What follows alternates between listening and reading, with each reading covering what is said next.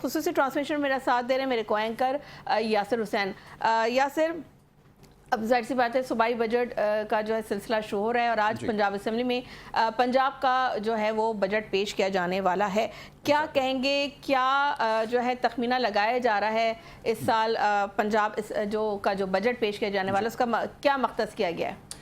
Thank you सना। सबसे पहले तो पंजाब की जो ओवरऑल परफॉर्मेंस है गवर्नमेंट की वो बड़ी आउटस्टैंडिंग रही है in terms of overcoming their challenges. जो सबसे बड़ा जो चैलेंज पंजाब को ओवर द ईयर्स रहा वो एनवायरनमेंट के हवाले से रहा। उसके लिए वो बड़ा उन्होंने ड्रास्टिकली उसमें चेंजेस लेकर आए हैं क्लाइमेट के ऊपर ख़ास तौर पे। और अब ज़्यादा जो स्पेंडिंग हुई है वो इसी तरफ हुई है जिसके अंदर वर्कफोर्स बनाई गई है, एनवायरमेंटल कंट्रोल फोर्सेस बनाई हैं और इस चीज़ को मेक श्योर किया गया है कि जो फॉग का एलिमेंट है उसको एलिमिनेट किया जाए। तो ये मेजर स्पेंडिंग जो है वो इस तरफ आई है। सेकेंडली इंफ्रास्ट्रक्चर के हवाले से जो पंजाब की स्पेंडिंग रही है वो आउटस्टैंडिंग रही है। जिस तरह से उन्होंने मटीरियलाइज़ किया है वो वाक़तन ऐसा है जो जिसकी तारीफ़ की जाए। उसके बाद फिर जो सेकेंडरी जो उनकी स्पेंडिंग हुई है वो एजुकेशन सेक्टर के ऊपर हुई है और उसके अंदर भी बड़ा ज़बरदस्त काम जो है पंजाब गवर्नमेंट ने किया है। इस दफ़ा जो टोटल आउटले है बजट का वो समवेयर अराउंड 5 ट्रिलियन का है। तो मेजर स्पेंडिंग एक दफ़ा फिर अभी जो इंडिकेशन आ रही हैं इनिशियली वो ये आ रही हैं कि जो एजुकेशन सेक्टर है वो इस वक्त पंजाब हुकूमत की अब टॉप प्रायोरिटी होगा after settling all this issues, जिसके अंदर इन्वायरमेंट का जो इशू है वो टॉप ऑफ द लिस्ट था। तो ऑल इन ऑल उम्मीदें बहुत ज़्यादा हैं। और उसके बाद ये कि पंजाब वो वाहिद गवर्नमेंट थी, आपको याद है अब से कुछ अर्से पहले जो ये प्रोविंसेस के जो बजट की कटौती की बात हुई थी PFC फंड के अंदर, तो उसमें सबसे पहले जो कंट्रीब्यूट किया वो पंजाब ने ही किया था। तो ऑल एंड ऑल पंजाब के लिए तो इस वक्त बड़ी बेहतरीन सिचुएशन है। और सबसे इंपॉर्टेंट चीज़ ये कि टैक्स फ्री बजट होगा जो पंजाब का पेश किया जाएगा। तो ये पंजाब की एक बहुत बड़ी कामयाबी सो फार रही है।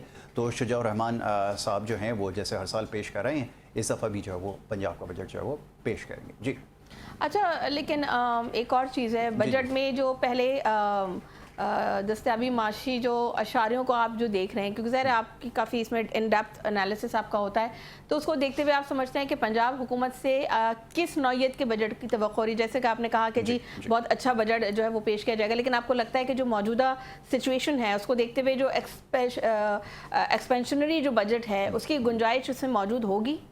बिल्कुल, एब्सोल्युटली, आपने बिल्कुल सही कहा कि ये एक्सपेंशन की तरफ तो पंजाब जाएगा। उसकी वजह ये है कि पंजाब के जो ओवरऑल रेवेन्यूज़ हैं वो बढ़ते जा रहे हैं और ख़ास तौर पे बहुत सारे हवालों से पंजाब में बहुत ज़्यादा प्रोग्रेस हुई है। देखिए, एक तो सबसे बड़ा जो हम अगर मवाजना करें सिंध से पंजाब का और दीगर सूबों से, एक तो रिसोर्सेज रिच प्रोविंस है, फिर पॉपुलेशन में सबसे डेंस पॉपुलेशन पंजाब की है पाकिस्तान में सारे सूबों के मुकाबले में। और अब पुराने सेंसस के मुताबिक 11.5 करोड़ थी, लेकिन अब ये तादाद जो है 12 करोड़ से जो वो एक्सीड कर गई है। तो जब इतना ह्यूमनली डेंस पॉपुलेशन जहाँ पर हो तो वहाँ पर फिर आपको एक्सपेंशन की तरफ जाना पड़ता है। तो बाय एंड लार्ज अगर हम देखें पंजाब की ओवरऑल सिचुएशन को तो काफ़ी हमें बेहतर नज़र आ रही है। होपफुली इसमें एक्सपेंशन ज़रूर होगी।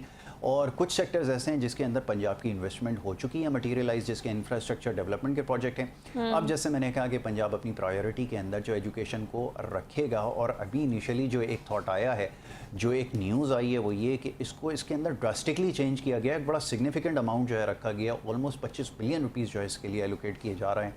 तो इससे आप अंडरस्टैंड कर सकते हैं कि उनकी प्रायोरिटी क्या है। और थर्डली हेल्थ के हवाले से ये कहा जाता था कि जो सिंध के अंदर फैसिलिटीज़ हैं वो पंजाब के अंदर नहीं है। बहुत सारे ऑनगोइंग प्रोजेक्ट्स हैं जिन कंप्लीशन की तरफ लेकर जाना है। कैंसर हॉस्पिटल ख़ास तौर पे कुछ ऐसे हैं जो पाइपलाइन में है, जिसके लिए फर्दर एलोकेशन की जाएंगी और होपफुली जो है वो इस बजट के अंदर उसको भी एड्रेस किया जाएगा।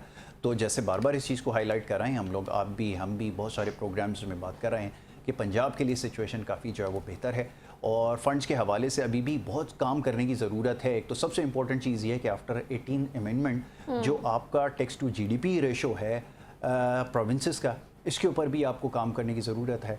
विच आई सी के उसके अंदर कोई बहुत बड़ा चेंज नहीं आया। होपफुली इसको भी एड्रेस किया जाए तो और ज़्यादा रिसोर्सेज रिच हो सकते हैं और ऑफ कोर्स आपको फिर फर्दर एक्सपेंशन की तरफ जो आप ज़रूर जा सकते हैं। अच्छा Yasir, what do you think Punjab के लिए जो सबसे बड़ा जो चैलेंज होगा वो रेवेन्यू जनरेशन का है, आप समझते हैं, या एक्सपेंडिचर जो मैनेजमेंट है उसका होगा? ये बड़ा इम्पोर्टेंट क्वेश्चन है सना कि आपको पहले तो रेवेन्यू के लिए, जैसे मैंने भी कहा, कि आपको अपना टैक्स टू GDP रेशो बढ़ाना पड़ेगा, टैक्स कलेक्शन को बढ़ाना पड़ेगा। पंजाब के अंदर आपके पास ऑप्शंस बहुत सारे होते हैं जहाँ से आप टैक्स कलेक्शन जो वो कर सकते हैं। That is very important. Plus ये कि आपने जैसे कहा कि एक्सपेंडिचर को कैसे मैनेज करना है, ये एक अलग क्वेश्चन है कि आपने अपने एक्सपेंडिचर को कैसे कर्टेल करना है। जैसे मैंने कहा कि उनकी एलोकेशंस जो हैं वो अभी तक बड़ी ऑन स्पॉट रही हैं और बड़ी एक्यूरेट रही हैं, ख़ास तौर पे इन्वायरमेंट के हवाले से, क्लाइमेट के हवाले से जो चैलेंजेस थे, जिसकी वजह से आप अपनी इकानमी का और ओवरऑल जीडीपी का जो है वो एक 0.5% जो है वो आप मिस कर जाते थे।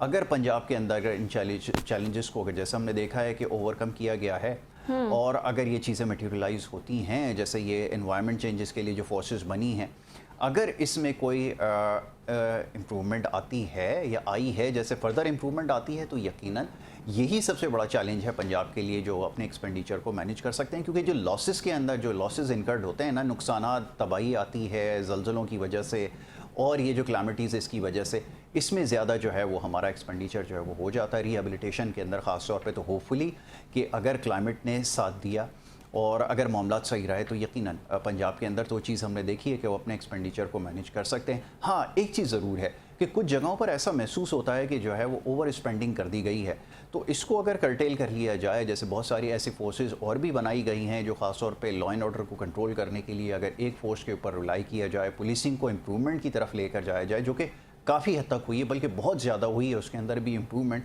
ब्यूरोक्रेसी के अंदर जो ख़ास तौर पे अखराजात हैं उनको अगर कर्टेल किया जाए, तो यही सबसे अच्छी आपकी जो एक्सपेंडिचर मैनेजमेंट जो है वो हो सकती है। क्योंकि बड़ा एक्सपेंसेस का आपका हिस्सा जो होता है ना, ओवरहेड्स, वो इन्हीं के ऊपर जाता है, खासतौर पे सरकारी ऑफिसर्स की तनख्वाहों में।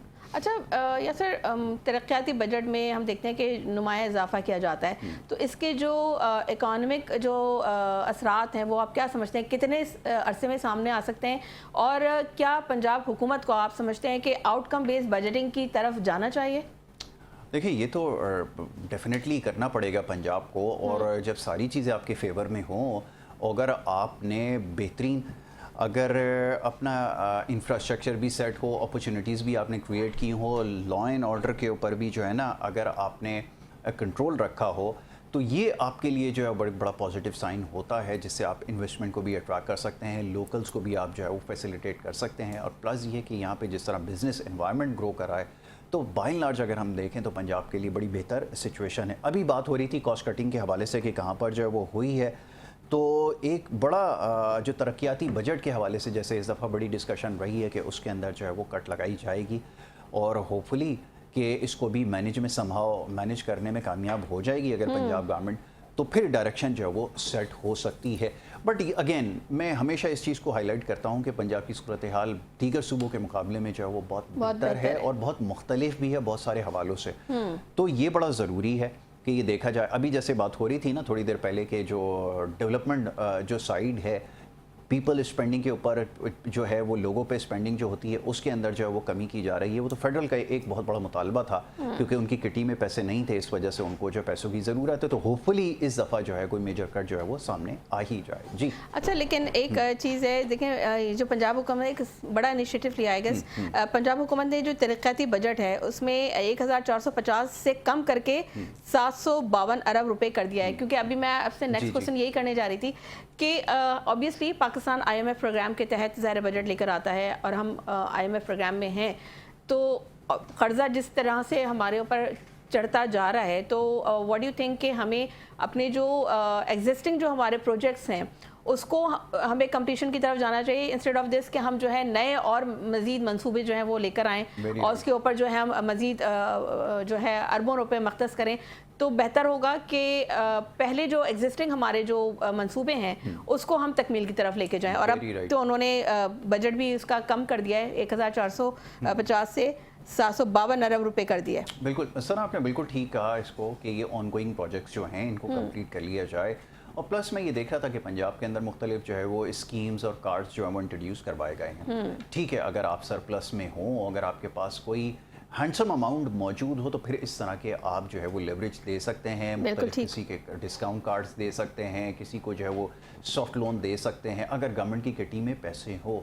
लेकिन यहाँ पे एक ओवरऑल मसला ये है कि हमारे पास जो गवर्नमेंट की किटी है फेडरल गवर्नमेंट की, उसमें पैसे इतने नहीं है पूल में। क्योंकि आपको याद है अभी 2 दिन पहले बजट पेश हुआ, तो बजट के अंदर हमारा तकरीबन 18,000 खरब का जो है वो बजट, और उसके अंदर 8,000 जो है वो खरब अदायगी जो है वो सूद कीमत में होगी। तो ये जो पूरा बजट आपने मैनेज करना है 10,000 के अंदर ही करना है। उसमें फिर अगेन जैसे मैं बार बार इस चीज़ को हाईलाइट करता हूँ कि जो बड़ा आपका एक्सपेंडिचर का हिस्सा है वो दिफा के अंदर, तनख्वाहों के अंदर, सरकारी मरातों के अंदर, ट्रैवल और इसमें डाइनिंग अलाउंस में और बहुत सारे और दीगर अलाउंसेस की मद में, फ्री बिजली और ये सारी चीज़ें हैं।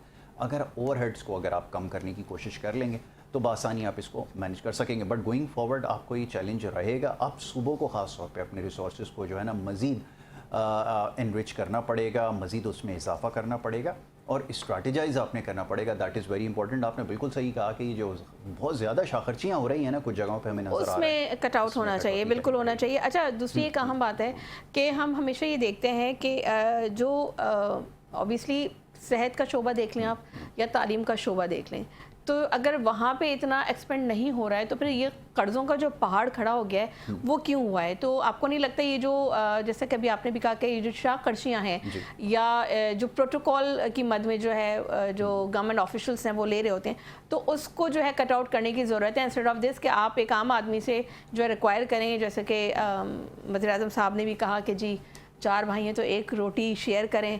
जब अल्लाह ताला ज़्यादा देगा तो फिर जो है वो एक एक रोटी भी खा सकेंगे चारों। तो ये थोड़ा सा इसको आप किस तरीके से देख रहे हैं? क्योंकि हम ये भी देखते हैं कि फ्यूल जो है वो एक्स्ट्रा जो हमारे जितने भी पार्लियामेंटेरियंस हैं या जो हमारे गवर्नमेंट ऑफिशियल्स हैं उनको ऑब्वियसली फ्यूल भी मिल रहा होता है, गैस भी मिल रही होती है, लेकिन एक आम आदमी का जो एक बहुत लिमिटेड उसकी सैलरी है और उसी के अंदर उसको अपना सारा घर का बजट चलाना है। तो ये सारी चीज़ें हुकूमत को वहाँ पे कट आउट करने की ज़रूरत है।